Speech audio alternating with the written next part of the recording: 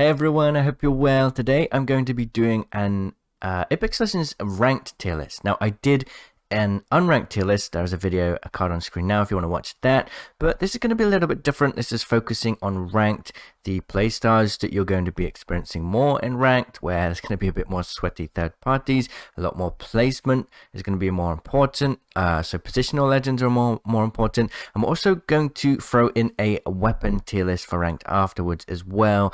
This is going to be more raw, unedited. I'm just going to share my opinions and give you some feedback on good legend compositions that can work. Now I am diamond at the moment, but it's going pretty well. I think I could get to masters no problem.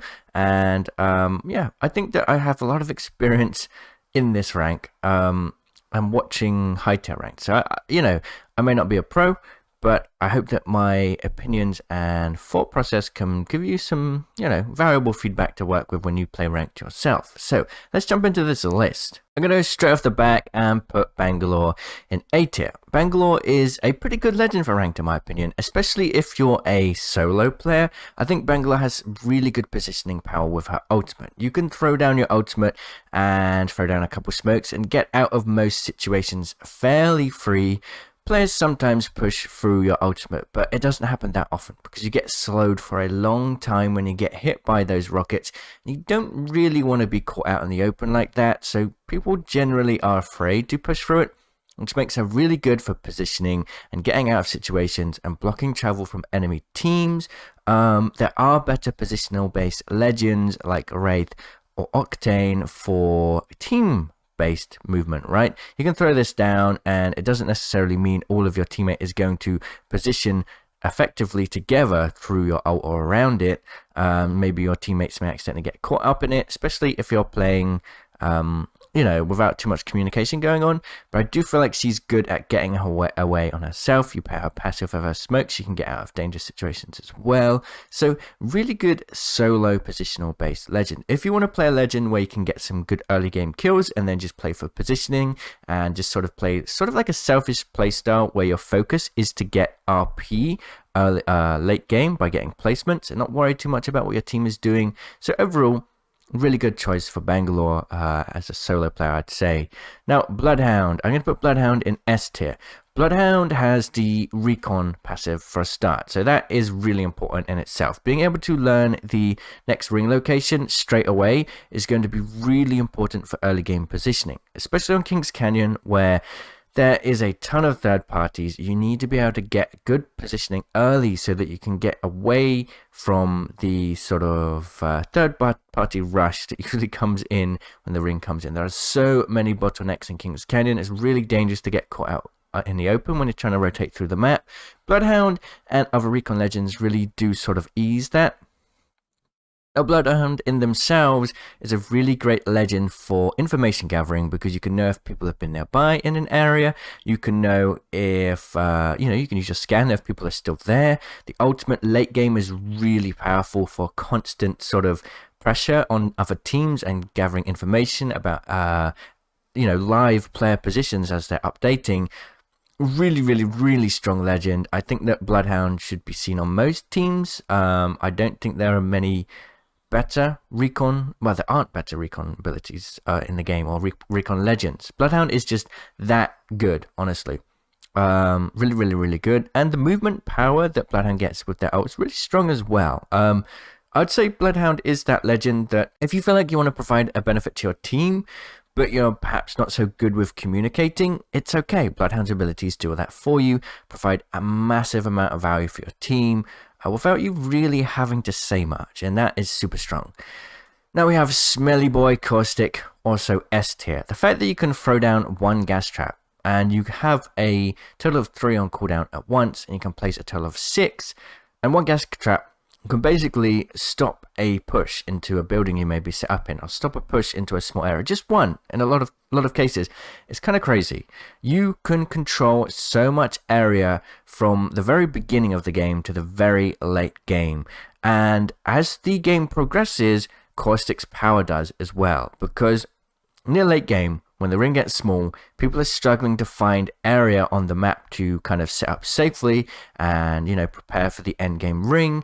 Caustic just shuts people down. They stop pushes. They slow pushes. They deny people movement, freedom of movement, more than any other ability in this game. It's just really annoying to try and fight through caustic gas. And usually you can't do it. And then if you do manage to make it to the late game with some good positioning and kind of understanding of how the ring will move in, you basically, a caustic team is going to win the late game if they play it smart with the caustic ultimate. He's just top tier, right? Yes, he's big. He may be a bit frustrating to play early game because he's big, he's a little easier to hit, but the power, the team power that Caustic gives is just so good. And as long as you get kind of through to the late game, you're going to be top positions very, very often with Caustic. Crypto, I'd say, is A tier.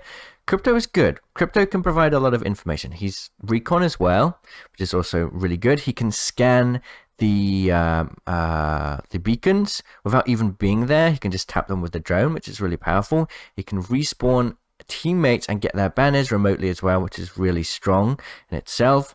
The actual scanning ability itself from the drone can be good at times. It's not as good as Bloodhounds, of course, but being able to get a bit of information about where players are can be useful too. The ultimate, the EMP, can be really great for creating pushes. There are better abilities for creating a push in this game, absolutely, without a doubt. But Crypto is pretty good. I'd say that unlike Bloodhound, though, Crypto does need a bit more communication to pull off well, in my opinion. And by that I mean, you know, yes, you can scan enemies quickly with your drone to get information, and that will be fed to your team straight away. But to do that, you need to take control away from Crypto and put it into the drone. So you're vulnerable. If you don't have a team that you're communicating well with, you are vulnerable, and you need to make sure your team has your back. And on top of that, if you want to do a good EMP push, you need to communicate well with your team. Make sure they're right on the edge of that EMP radius so that they can push as soon as a squad is affected by the EMP, and you're not slowing your team. You know, yeah, Crypto requires a lot of communication to play well. And I think that when you compare Crypto to Bloodhound, overall Bloodhound's abilities just work better. They work better for providing information to the team, and you don't even really need to communicate it that clearly to the team to provide benefit to them. So Bloodhound is just one tier above Crypto, but they are leaps and bounds better than Crypto for information gathering and providing utility to the team. Fuse, I'm going to put Fuse in C tier. Fuse's abilities can be okay. They can be good to kind of push down players that may be sitting inside buildings. That can be good. They can be good for area denial late game, and they may get you some kills where you can throw down the ultimate and kind of block people's position and force them sort of out of position when the ring's coming in. But it's kind of situational. It doesn't work as well as a Caustic ultimate or a couple gas traps, honestly. And the trouble with the ultimate that I'm finding, you'd think, okay, let's throw the ultimate down on the final ring, right? It can work. It can work. But you're damaging yourself first if you step into it. If the ring isn't quite small enough, you can hardly see through the fire like you can as a Caustic player looking for the gas. And if anybody on the enemy team has a digi threat, they're going to be able to see through the fire. You're not. So it's a difficult ability to use well. Yeah, it kind of can be good, but I just don't see his abilities really lending themselves that well. They don't quite work as effectively as other sort of area denial abilities. The tactical's fun, but it's not really going to provide as much benefit as many other tactical based abilities in this game. Now, Gibby is S tier, without a doubt. What is happening right now on Kings Canyon especially is we're seeing a lot of long-range engagements, sort of poking, and Gibby gets free pokes because he has his gun shield. So you can peek, take shots with a sniper or an R301 or whatever, get some damage up, level up your armor, level up your team's armor, basically for free without losing too much, which is really, really strong in itself. Gibby's ultimate is really, really strong, especially late game, one of the best late game abilities to help you secure wins. The dome works so well in so many situations. It allows you to get free reses long range if someone gets knocked long range and they're trying to poke you down. It allows you to get reses in some pretty crazy situations. Definitely not as powerful as a Lifeline's resing, but definitely very, very strong. Gibby is just a pain to deal with as well. If you 1v1 a Gibby, you're not going to do so well if it's a face-off, because, I mean, his gun shield gets in the way, his fortified comes in handy. Gibby's nasty to fight against. A good Gibby player is nasty. It's just so hard to get to a Gibby team. Like, a good Gibby on a team just basically denies you any opportunity to attack that team or get them down and create a good push, right? They can put their dome shield up to res if you get someone down. They can throw that ult on you or on themselves if you try and create a push. The gun shield itself means you're not really going to be doing much damage or trading much damage with them. Really, really strong in so many ways. Next, we have Horizon, definitely S tier as well. Horizon is really, really great right now because you basically get a free push when you use the ultimate. A good ultimate followed up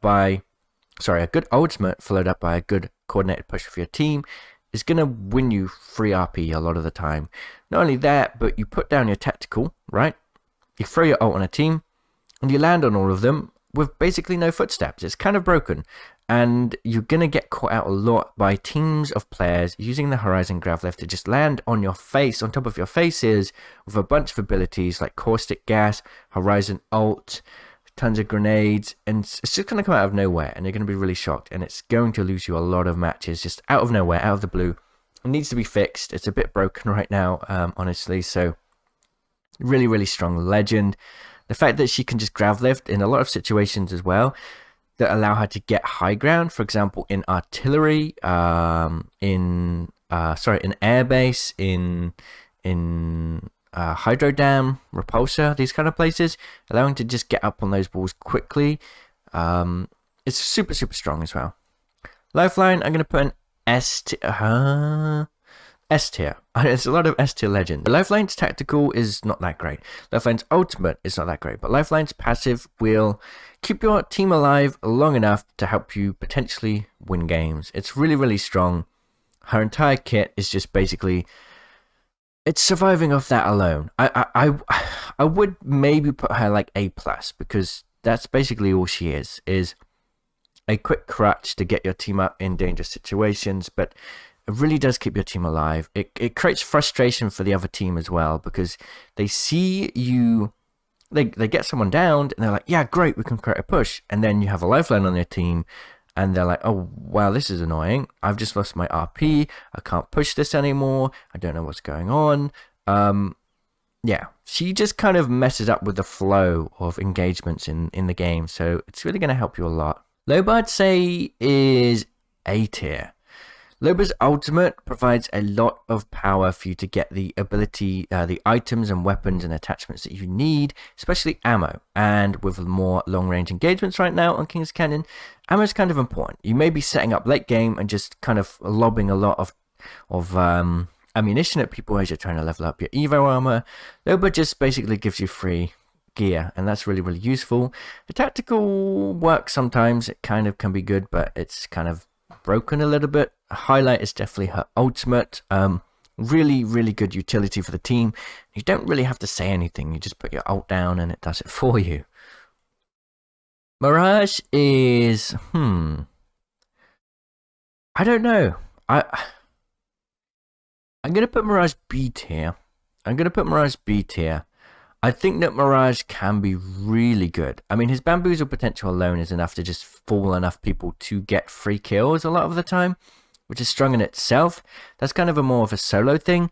But remember, Mirage can revive people and respawn people whilst invisible now, which is really strong in itself, and it's definitely going to get you some crazy situations where you're just confusing the enemies and frustrating them and getting free kills, getting free, like, get out of jail card situations. But I think when it comes to like engagements, Mirage doesn't really have any abilities to engage with. If we look at all of the legends up here, besides Lifeline, Bloodhound has a really good tool to help it with engagement and information gathering. Really good tool for engagements. Really good tool for engagements and disengagements. Really good tool for engagements. Bangalore, disengagements, engagements. Crypto, yeah, engagements as well. Loba is an outlier, I guess. I mean, maybe Loba should be like B+ or something. Actually, you know what? I think I'm going to put Loba B, because once again, I think that having abilities to sort of provide value to your team throughout the game is useful, but if you don't have abilities that provide value to your team to start a fight or to leave a fight or in the middle of a fight, is it really that useful? Yeah, it's useful, but if your abilities aren't going to help you win clutch situations or get out of situations that are dangerous, they're not going to quite live up to the rest of the legends. I think I'm pretty confident in saying that. Octane is S tier right now. Octane's jump pad allows you to reposition very fast, very safely. The slide, when you slide on a jump pad right now, it's crazy. Pair that with Revenant, which we'll get into next, I suppose. It's nasty. Put down the death totem, just slide in, jump pad into people. It's kind of the meta right now. People are doing that a lot. They're creating aggressive pushes that you just can't really get away with otherwise on Kings Canyon. Third parties are crazy, but if you just get a good jump pad and Revenant Shadow push, it's nasty. It's nasty. I'm gonna put Revenant in S tier. Just basically, they're a pair. I'd say if Octane and Revenant are together, I'd put Octane maybe B tier because yes, he has good positioning abilities. But the only downside is he you know, you're not really going to want to be engaging with an Octane jump pad like that unless you can get out of it for free, that you can with the death totem. Same with Revenant. If Revenant isn't paired with Octane, I'd probably put Revenant maybe A tier. Maybe A tier. Revenant's death totem still works really well on its own, can be paired with a bunch of other abilities, so keep this in mind. This is the tier list, but when you pair these two together, they're definitely S tier.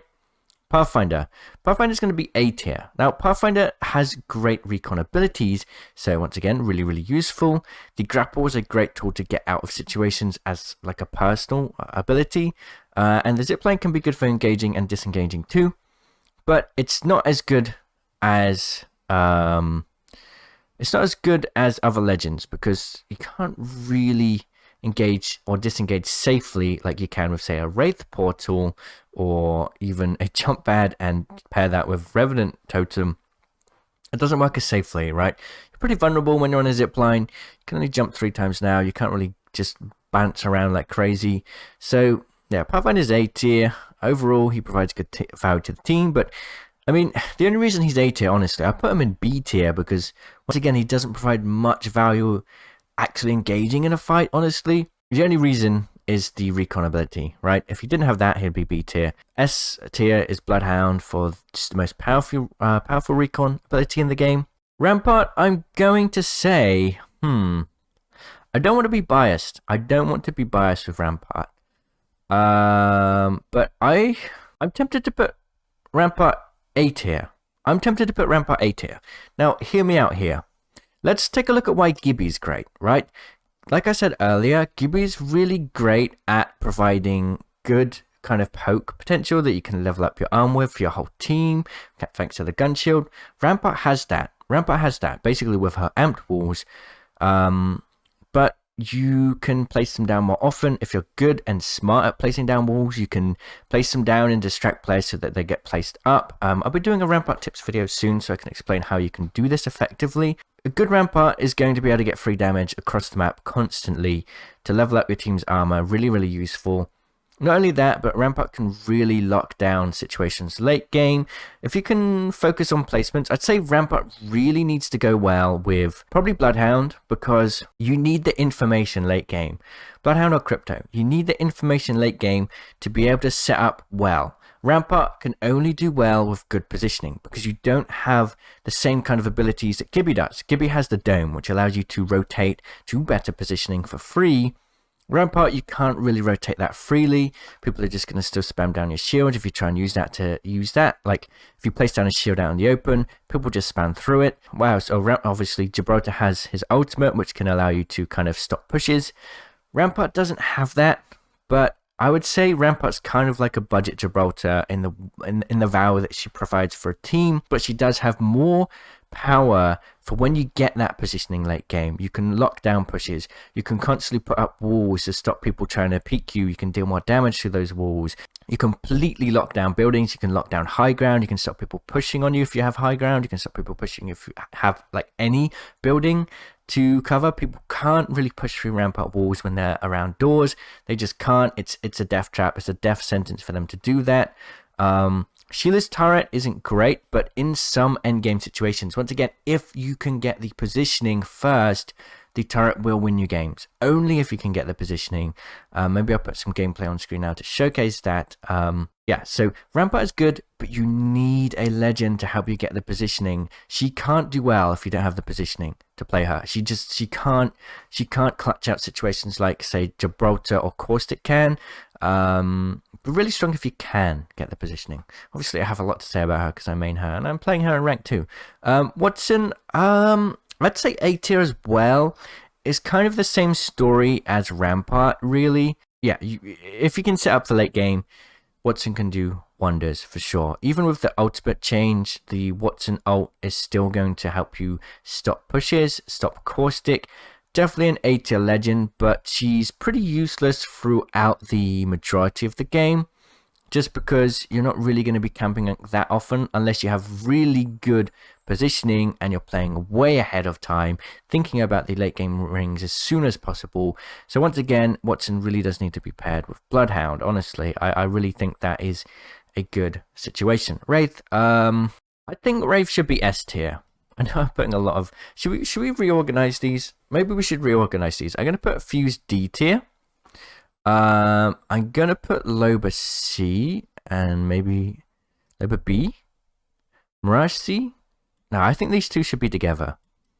So we go like this, right? I'm gonna put Pathfinder B, Crypto A still, Rampart, Watson B, Bloodhound, Caustic, Gibraltar, Horizon. Lifeline's gonna be A. These guys are gonna be A. I mean, like I say, once again, they need to be paired together, and I guess they're S. So this is probably how I'm going to end the tier list, honestly. Wraith is decent for sure. She's still really good. Who cares about the hitbox change? It's not really that massive of a deal. Wraith has really good positioning. You're invulnerable when you use the teleport, right? No other positioning based ability has that in the game. You can use this to... Okay, here's the thing, right? If you can control positioning and placements, if you're good at that, you don't need Wraith. But if you struggle to predict the final rings, or you need to make positioning changes late game on the fly, Wraith does that. Wraith does that for you. No other legend can do that. So, in a lot of time, Wraith is a clutch that you need to rely on to kind of fix any positioning or placement errors you have, to make sure you can get into the final stages of the game. Alright, before we move on to the weapons, I just want to do a quick sort of combo. Like, let's look at some good combos. I think we'll start with Horizon Caustic. I mean, pair those ults together is just a disgusting push. Really, really horrible. Don't want to be dealing with that. Of course, we have the Revenant Octane. Like I say, these two together can be S tier, but when they're apart, like A, B tier. So, just the Revenant Octane push is just disgusting, honestly. It's really mad. Here's a fun combo that I don't think I see at all, or really enough. Two defensive legends is not really something you want to be doing often, but if you can commit to that play style, late game Rampart Watson is just... theoretically, now this is talking like theory crafting here, theoretically, it's unstoppable, because you have the walls, you have the ultimate to stop grenade spam on the walls, you have the fences to make sure no one can push through the walls if they really want to try, but to run this, you need perfect positioning. You need to be able to get endgame positioning perfectly. So I think that it's fair to say the only way you're going to do that is with Bloodhound. Like Bloodhound, Watson, Rampart.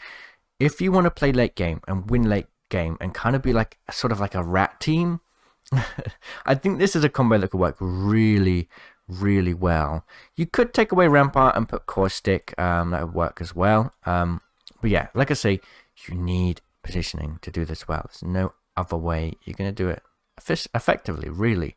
So I guess there's probably a bunch of other combos. But I don't want to spend too long on this. So what combos would you choose in rank that you think could work well? I'd love to hear. So let's jump on to the weapons, the weapon tier list. Right, I'm just going to run through this as quickly as possible. Kraber S tier, Peacekeeper S tier. I mean, they're both really powerful, makes sense. Mastiff S tier. I would argue either 8 is A tier. I mean, it's a strong shotgun, but the reason why the Mastiff is so strong is because you're able to get 100 plus damage shots just peeking for a second. Really powerful to win you fights when you have hardly any health. Mozambique F tier. Triple Take S tier. I mean, it makes sense. It's super powerful long range, super annoying sort of poking tool. Sentinel B tier. Bullet drop isn't great on this weapon, honestly. Yes, people say it's like a mini Kraber, but you need to get headshots to do that. You're not always going to be doing that, right? You're not always going to be doing that. It's powerful, but you do need shield cells as well to get the charge feature to make it like a Kraber. So there are better snipers. Longbow C tier. It's just not good, really. I mean, bullet drop isn't as great as the other snipers. Damage per shot isn't great. You have weapons like the Anvil Receiver Flatline in R301, the Spitfire right now. All of these are kind of better long-range weapons in my opinion. Charge Rifle is S tier. Yes, it uses a lot of ammo, but it's so easy to use. It's hit scan, free armor upgrades, free kills when people are engaging in fights and you're just poking long range. It's kind of disgusting in my opinion. Longbow Skull Piercer, B tier. Kind of the same story as Sentinel, really. Mozambique Hammer Point, B tier. It's like, yeah, it's good. Yes, it's going to one-shot people, but are you going to be able to rely on that? Like, you're going to need a really versatile primary weapon to run this, really. Devotion, I would say Devotion's A tier for sure. Actually, without Turbocharger, it's kind of B tier. With Turbocharger, A tier. Why is it not ranked higher? I think that the Spitfire is better, honestly. Keep in mind that even with the turbocharger, it still has that ramp up time, right? It's faster, but it still fires slower to begin with and then ramps up at the end.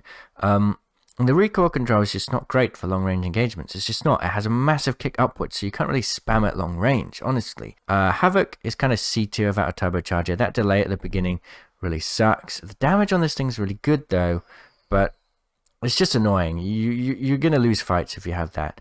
S tier with the turbocharger though, I'd say, because it's instant fire, really fast bullet travel time, really good using at long range, really good up close, really good time to kill, and you can just beam people with it long range, just tap fire, be able to do a lot of damage long range.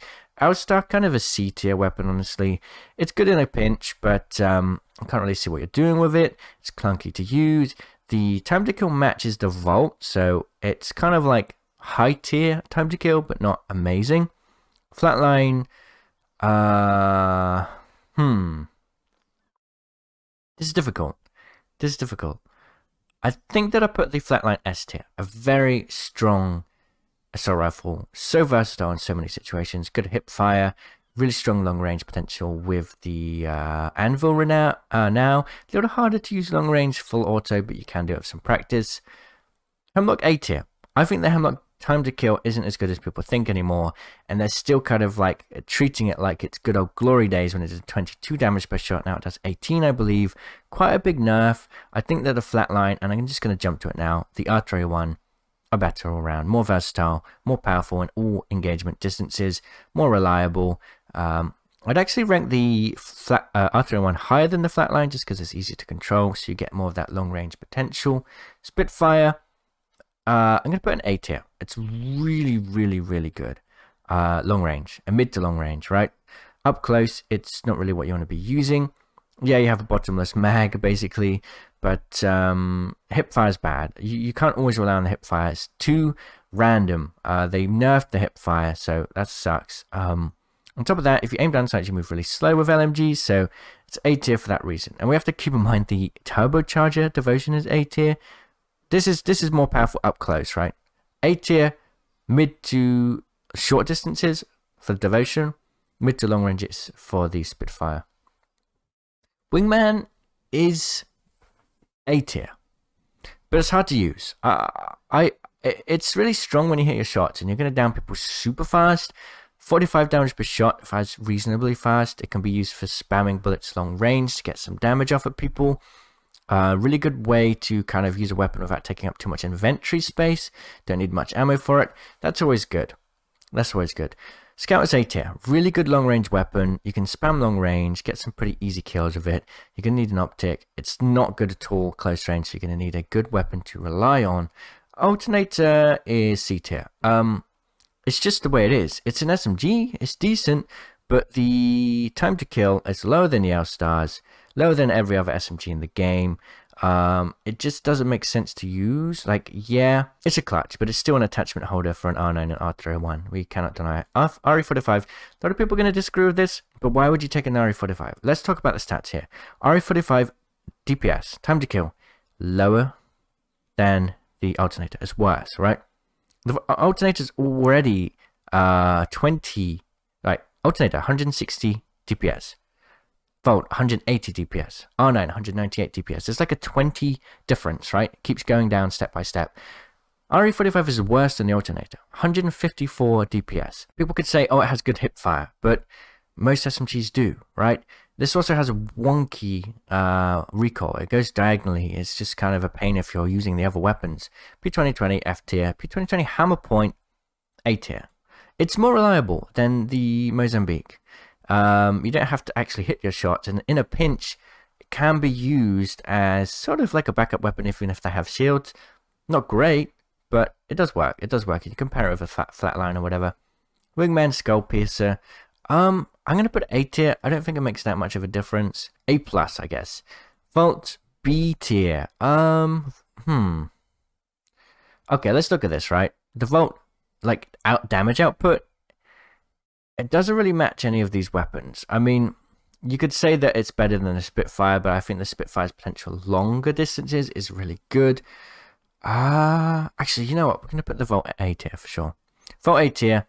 Prowler, so the Prowler time to kill, or DPS, is 0.5 higher than the R9. So it's 198.5 versus 198. So it has to be S tier for the simple fact that it's easier to control, better recoil, larger magazine size, a decent ammo pool now. And obviously I'm going to put the S tier in there.